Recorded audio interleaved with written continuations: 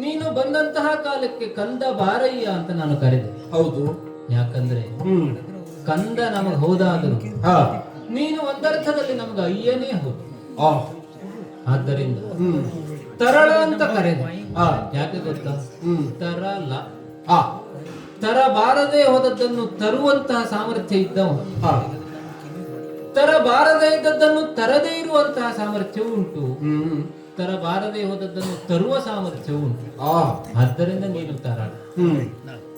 ಯಾರೆಲ್ಲ ಅಹಿತಕರವಾದಂತಹ ಘಟನೆಯನ್ನು ಎಸಗುವುದಕ್ಕೆ ಸಾಧ್ಯತೆಯನ್ನು ಹೊಂದಿದ್ದಾರೆ ಅಂಥವರಿಗೆ ತರಬಾರದೆ ಹೋದದ್ದನ್ನು ತರಿಸಿ. ಹೌದು. ಯಾರು ಶಿಷ್ಟರಿದ್ದಾರೆ ಅಂಥವರಿಗೆ ಒಳ್ಳೆಯದನ್ನೇ ಮಾಡುತ್ತೆ. ಆದ್ದರಿಂದ ನೀನು ತರಳ. ನೀನು ಕೇವಲ ನನ್ನ ಕಂದ ಅಂತ ನಾನು ಭಾವಿಸಿದ್ದಲ್ಲ. ನೀನು ಜಗದಾನಂದಕಾರಕನಾದಂತಹ ವ್ಯಕ್ತಿ, ಮಾಯಾವಿ. ನಿನ್ನ ಒಳಗೆ ಮಾಯೆ ಉಂಟು ಅಲ್ಲ, ನಿನ್ನ ಹೊರಗೆ ಮಾಯೆ ಉಂಟು.